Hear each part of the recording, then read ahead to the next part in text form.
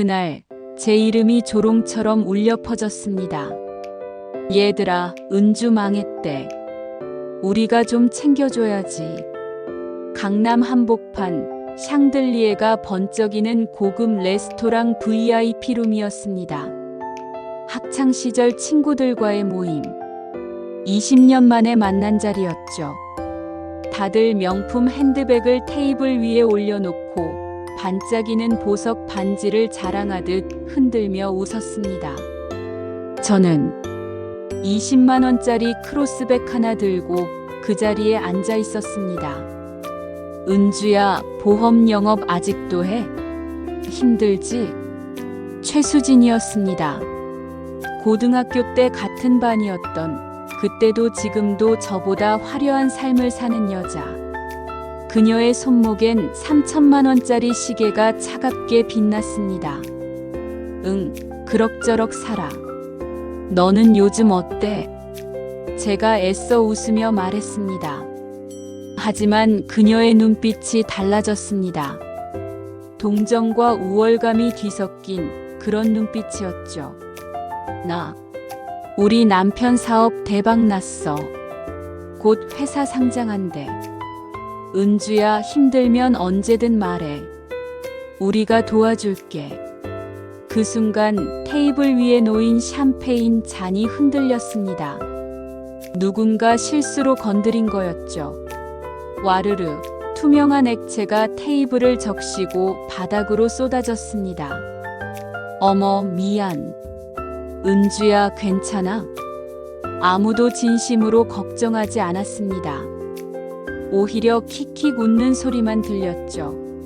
속으로 저는 그 순간 깨달았습니다. 이 자리에서 저는 도와줘야 할 대상이었구나. 동정의 대상이었구나. 아니, 괜찮아. 화장실 좀 다녀올게.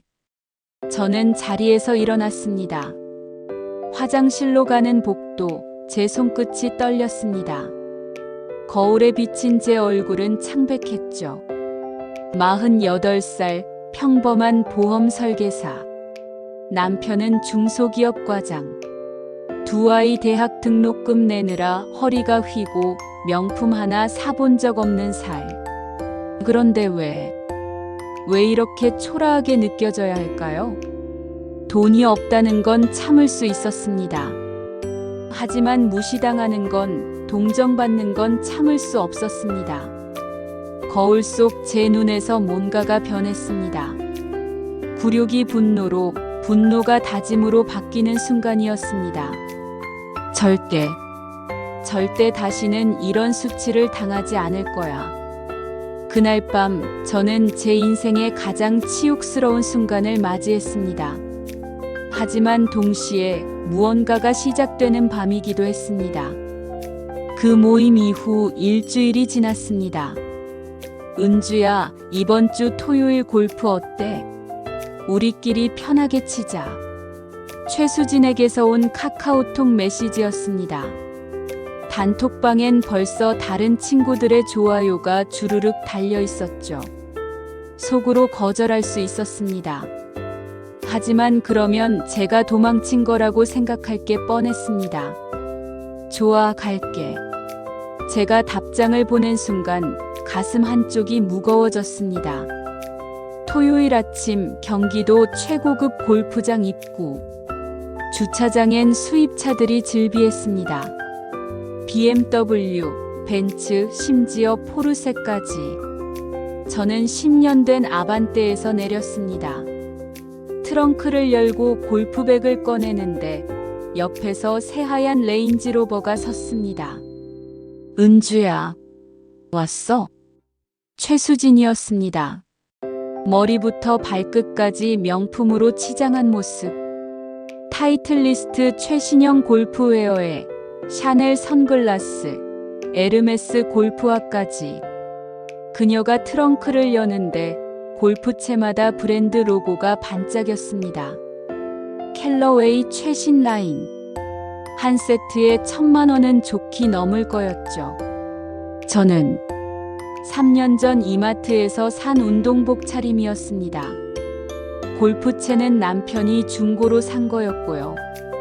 어머, 은주야. 그 옷 아직도 입어? 귀엽다. 귀엽다는 말 속에 숨겨진 비웃음을 저는 느낄 수 있었습니다. 클럽하우스 라커룸에서 옷을 갈아입는데 다른 친구들도 하나둘 모였습니다. 정민은 보그너 골프웨어, 혜진이는 지프 세트, 유나는 데상트 풀세트. 모두 최소 100만 원은 좋게 넘어 보이는 차림이었죠. 은주야, 요즘 보험 영업은 어때? 많이 힘들지? 정미가 물었습니다. 그녀는 자영업하는 남편 덕분에 여유롭게 산다고 했죠. 그냥 그럭저럭. 아이고 힘들겠다. 요즘 경기가 안 좋잖아. 우리한테 보험 하나 들어줄까? 어때 얘들아? 그래, 은주 좀 도와주자. 얼마야? 한 달에 10만 원? 20만 원?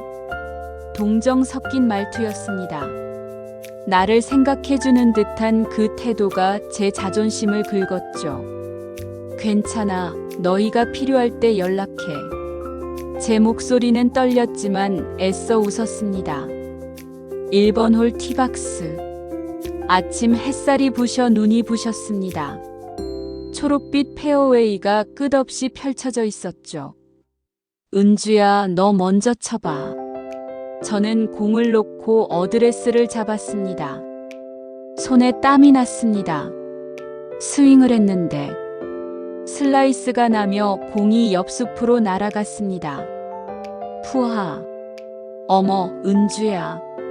최수진이 배를 잡고 웃었습니다. 공이 내 월급처럼 옆으로 새네. 하우스채 말고 남편 월급으로 레슨이나 좀 받지? 다른 친구들도 킥킥 웃었습니다. 아니면 내가 레슨비 좀 지원해 줄까? 우리 남편 회사 곧 상장하니까 여유 있거든. 얼마 필요해? 50만 원? 100만 원? 제 얼굴이 화끈거렸습니다.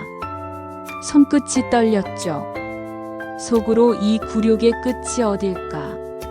참아야 해. 아니, 참아야만 하나? 괜찮아. 나 원래 이래. 다음엔 잘 칠게. 저는 억지로 웃으며 말했습니다. 그녀들은 계속 웃었습니다. 저를 보며 웃는 게 아니라 저를 비웃는 거였죠. 5번 홀 파3. 이번엔 제대로 쳐보고 싶었습니다. 심호흡을 하고 공을 향해 스윙했습니다. 탁. 소리가 좋았습니다. 공이 그린 방향으로 날아갔죠. 오, 은주야 잘 쳤네. 하지만 최수진이 곧바로 말을 이었습니다. 근데 거리가 좀 짧다. 체력이 안 되나 봐. 영양제 좀 먹어. 아니면 내가 좋은 거 추천해 줄까? 요즘 나 수입 영양제 먹는데 한 달에 50만 원짜리야. 은주한테는 좀 부담스럽겠지만 또다시 시작이었습니다. 아, 괜찮아. 저는 더 이상 대꾸하지 않았습니다. 9번 홀을 마치고 클럽하우스 식당. 넓은 창으로 골프장 전경이 내려다 보였습니다. 하얀 테이블보 위로 코스 요리가 차려졌죠. 와, 여기 음식 진짜 맛있어. 은주야, 많이 먹어. 최수진이 카드를 꺼내며 말했습니다. 오늘 비용은 우리가 낼게. 내가 부담스러워할까봐. 마치 자선 사업이라도 하는 듯한 표정으로. 아니야, 내가. 에이, 괜찮아. 우리끼리인데 뭐.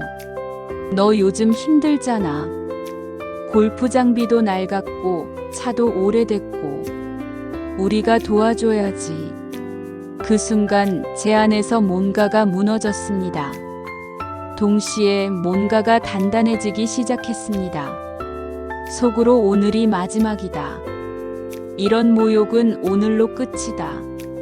저는 조용히 포크를 내려놓고 그녀들의 얼굴을 하나하나 바라봤습니다.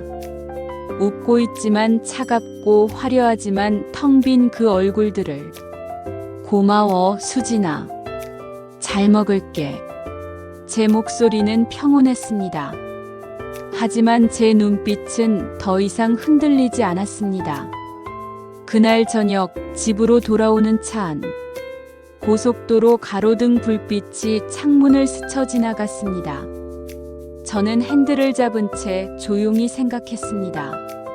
절대 다시는 이렇게 살지 않겠다. 그 다짐이 제 마음속 깊이 새겨졌습니다. 오늘의 굴욕이 내일의 변화를 만들 거라는 걸 저는 아직 몰랐습니다. 곧 제 편에 서줄 누군가가 있다는 것을. 집에 도착했을 때 거실엔 불이 켜져 있었습니다. 시어머니였습니다. 70대 중반, 항상 단정한 옷차림에 조용한 미소를 지으시는 분. 결혼 20년 동안 단 한 번도 저를 구박하신 적 없는 그런 어머니셨죠. 어머니, 아직 안 주무셨어요? 응, 너 오는 소리 들었어. 골프 갔다 왔지? 시어머니는 소파에 앉아 신문을 읽고 계셨습니다. 평소처럼 조용하고 평온한 모습이었죠. 네. 친구들이랑 다녀왔어요. 재미있었어? 그 질문에 저는 대답할 수 없었습니다. 얼굴을 돌렸지만 시어머니의 눈빛은 이미 제 표정을 다 읽고 계셨던 것 같습니다. 은주야. 네. 무슨 일 있었지? 속으로 들켰구나. 어머님은 항상 이래요. 말하지 않아도 다 아시는 것 같아요. 아니에요, 어머니. 그냥 좀 피곤해서요. 그래. 그럼 들어가서 쉬어. 내가 따뜻한 물 끓여놨으니까 차 한 잔 마시고 자렴.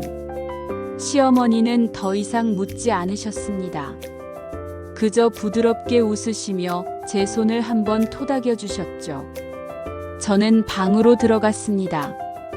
침대에 누웠지만 잠이 오지 않았습니다. 오늘 하루가 주마등처럼 스쳐갔습니다. 공이 내 월급처럼 옆으로 새네. 우리가 비용 낼게. 내가 부담스러워할까봐. 눈을 감았지만 그 목소리들이 귓가를 맴돌았습니다. 그날 밤 11시쯤이었을까요? 화장실에 가려고 방문을 열었는데 거실에서 낮은 목소리가 들렸습니다. 시어머니였습니다. 전화 통화 중이셨죠? 네, 황 회장님. 오랜만이에요. 속으로 생각했어요. 황 회장. 누구시지? 저는 복도 끝에 몸을 숨기고 귀를 기울였습니다. 성원산업이라는 회사 좀 알아봐 주시겠어요? 네, 대표 이름은 최병훈. 제조업체라고는 하는데 최근 상장 추진 중이라고 하더라고요. 성원산업. 최병훈. 제 심장이 쿵 내려앉았습니다. 최수진의 남편 회사였습니다. 네, 급하지 않습니다. 천천히 알아봐 주시면 돼요. 감사합니다, 회장님. 시어머니는 전화를 끊으셨습니다. 그리고 그 자리에 잠시 서서 창밖을 바라보셨죠. 달빛 아래 시어머니의 옆얼굴이 보였습니다. 평소에 온화한 미소는 없었습니다. 그 표정은 차갑고 날카로웠습니다.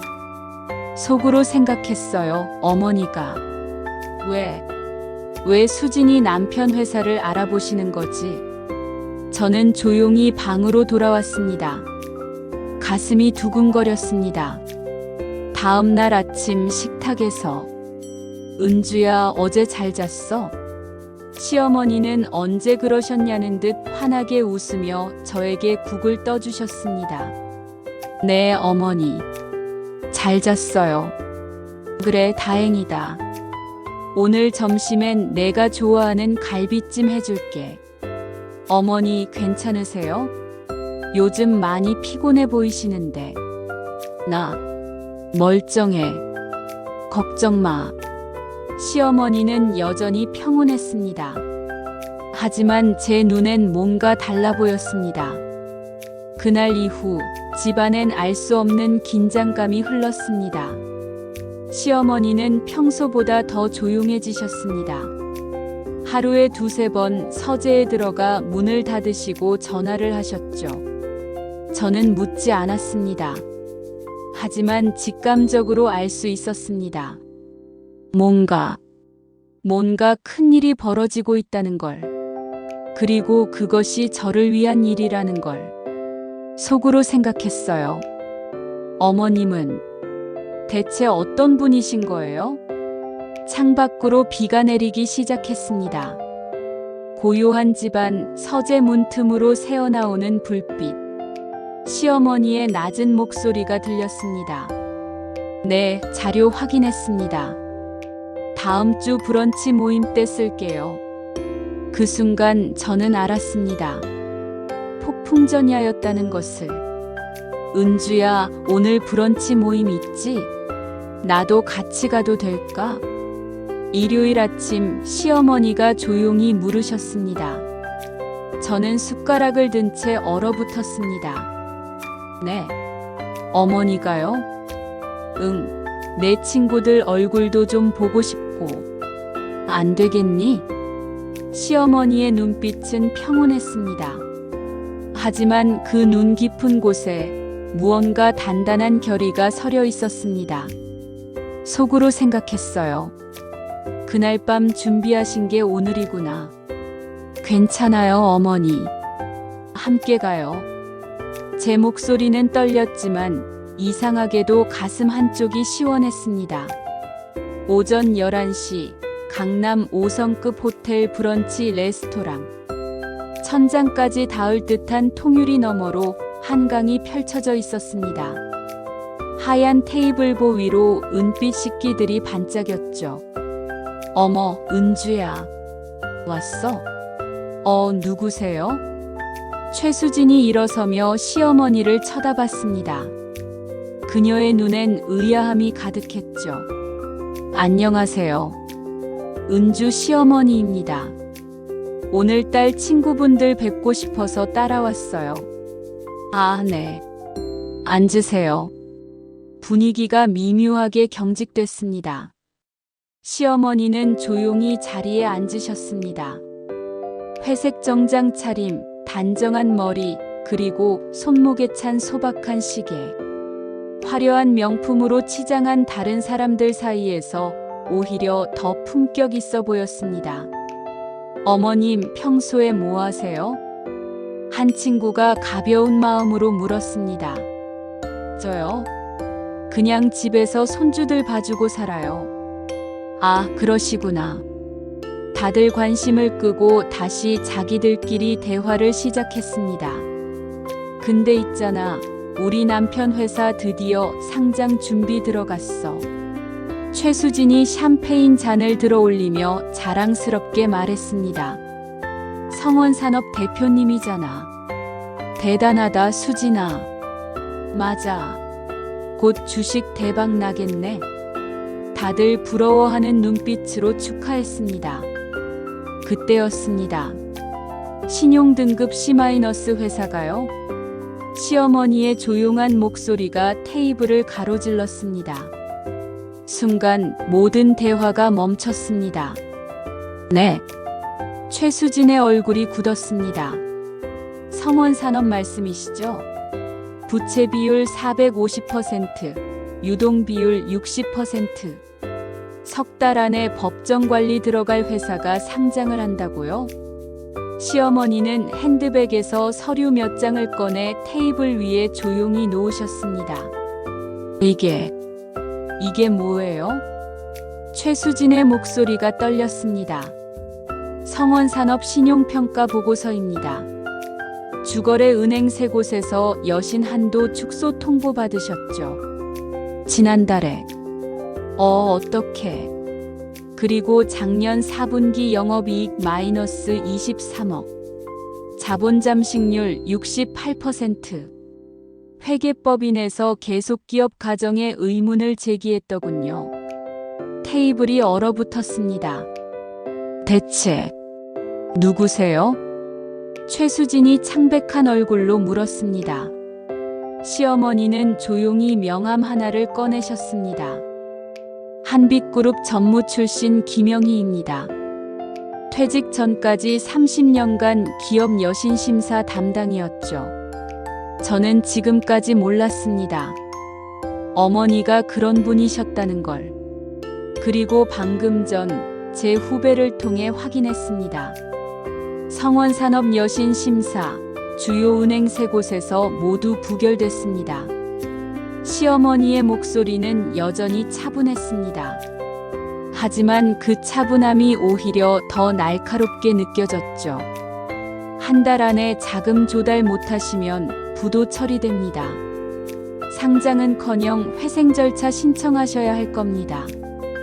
최수진의 얼굴에서 핏기가 완전히 사라졌습니다. 다른 친구들도 숨소리조차 내지 못했습니다. 수진 씨, 지난주에 우리 며느리한테 뭐라고 하셨죠? 공이 내 월급처럼 옆으로 세네, 레슨비 지원해줄까? 명품 가방 들고 비싼 골프웨어 입는 게 품격인 줄 아셨나봐요. 하지만 진짜 품격은 남을 무시하지 않는 겁니다. 시어머니는 자리에서 일어나셨습니다. 은주야, 우리 가자. 네, 어머니.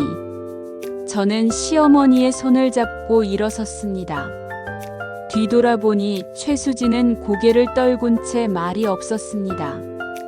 다른 친구들도 어색한 침묵 속에 앉아 있었죠. 밖으로 나오는 순간 햇살이 눈부셨습니다. 어머니, 은주야, 넌 잘못한 게 하나도 없어. 평범하게 사는 게 부끄러운 게 아니야. 시어머니가 제 손을 꼭 잡아주셨습니다. 그 순간 눈물이 쏟아졌습니다. 분노의 눈물이 아니었습니다. 해방의 눈물이었습니다. 집으로 돌아오는 차 안, 저는 한동안 말이 없었습니다. 창밖으로 스쳐가는 거리 풍경들. 평범한 사람들이 평범하게 걷고 있었습니다. 오늘 전까지는 그 평범함이 부끄러웠는데 이제는 달라 보였습니다. 어머니. 응? 어머니. 그런 분이셨는지 정말 몰랐어요. 시어머니는 부드럽게 웃으셨습니다. 알 필요 없었잖아. 과거는 과거일 뿐이야. 지금 중요한 건 우리 가족이지. 그래도 왜 진작 말씀 안 해주셨어요? 은주야, 내가 누구였는지가 중요한 게 아니야. 지금 우리가 어떻게 사는지가 중요한 거지.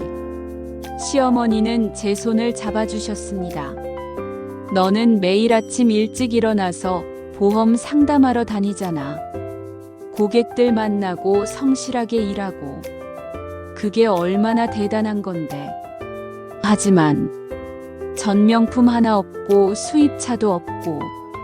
그게 뭐가 중요해? 너희 부부는 2아이 대학 보내면서도 한 번도 빚 안 졌어. 매달 적금 넣고 노후 준비하고. 그게 진짜 품격이야. 속으로 저는 그제야 깨달았습니다. 제가 부끄러워했던 건 제 삶이 아니라 남들의 시선이었다는 걸. 그날 저녁 집 거실. 온 가족이 모여 저녁을 먹었습니다. 남편과 2아들, 시어머니까지. 엄마, 오늘 무슨 일 있었어? 표정이 밝아 보이는데? 큰아들이 물었습니다. 응. 별일 없어. 그냥 좋은 일 있었어. 할머니, 오늘 뭐 하셨어요? 내 엄마랑 외출했지. 재미있었어. 시어머니와 제 눈이 마주쳤습니다. 우리는 빙그레 웃었죠. 아빠, 근데 우리 집이 가난한 거예요? 둘째 아들이 갑자기 물었습니다. 남편이 당황하며 숟가락을 내려놓았습니다. 왜 갑자기 그런 걸 물어? 친구들이 그러는데 수입차 타는 애들이 부자래요. 근데 우린 국산차잖아요. 순간 식탁이 조용해졌습니다. 시어머니가 먼저 입을 여셨습니다. 우서가 할머니가 얘기해 줄게. 부자는 말이야, 차나 옷으로 정해지는 게 아니야. 그럼 뭐예요? 사랑하는 사람들이 함께 있고 서로 지켜주고 행복하면 그게 진짜 부자야. 할머니가 젊었을 때는 큰 회사에서 일했어. 비싼 차 타고 명품 옷 입고 살았지. 근데 그때보다 지금이 훨씬 더 행복해. 왜요? 너희가 있잖아. 너희 엄마 아빠가 있고 할머니한테는 그게 제일 큰 재산이야. 둘째 아들이 고개를 끄덕였습니다. 할머니, 저도 나중에 할머니처럼 멋진 사람 될래요. 그럼 우리 우석이는 벌써 멋진 아이야. 그날 저녁 저는 깨달았습니다. 진짜 부자는 통장 잔고가 아니라 이렇게 함께 웃을 수 있는 가족이 있다는 것. 다음 날 아침 시어머니와 차를 마시며 앉아 있었습니다. 어머니, 어제 정말 고마웠어요.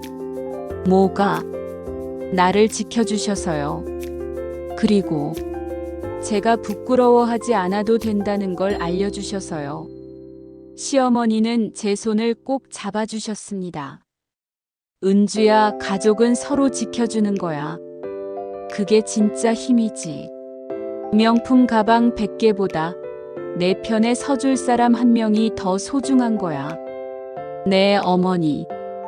그리고 기억해. 남들이 뭐라든 너는 충분히 잘하고 있어. 성실하게 일하고 가족 사랑하고 그게 제일 멋진 삶이야. 창밖으로 햇살이 쏟아져 들어왔습니다. 따뜻한 차 한 잔, 편안한 침묵, 그리고 서로를 아끼는 마음. 그것만으로도 충분했습니다. 그날 이후 저는 달라졌습니다. 명품 가방 없어도 수입차 없어도 저는 더 이상 부끄럽지 않았습니다. 왜냐하면 깨달았거든요. 진짜 품격은 얼마나 비싼 걸 가졌는가가 아니라 얼마나 따뜻한 마음을 가졌는가에 있다는 걸. 남을 무시하지 않고 자신을 사랑하고 가족을 지키는 것. 그것이 진짜 부자의 삶이라는 걸. 최수진에게서는 더 이상 연락이 오지 않았습니다. 아마 지금쯤 그녀도 깨달았겠죠. 허세로 쌓아 올린 삶은 언젠가 무너진다는 걸. 하지만 진심으로 쌓아 올린 삶은 절대 흔들리지 않는다는 걸. 평범하게 사는 게 부끄러운 게 아닙니다. 당신이 오늘도 성실하게 일하고 가족을 사랑하고 옆 사람에게 따뜻하다면 당신은 이미 충분히 멋진 사람입니다. 이 이야기가 당신에게도 용기가 되었길 바랍니다. 혹시 지금 누군가의 시선 때문에 힘들어하고 계신가요? 괜찮습니다. 당신은 충분합니다. 구독과 좋아요는 저에게 감동과 사랑입니다. 당신의 자존심을 지켜주는 다음 이야기가 곧 시작됩니다. 당신이 주인공인 이야기, 그 이야기를 함께 만들어가고 싶습니다. 오늘도 이 이야기를 끝까지 들어주셔서 감사합니다. 당신은 충분히 가치 있는 사람입니다. 절대 잊지 마세요.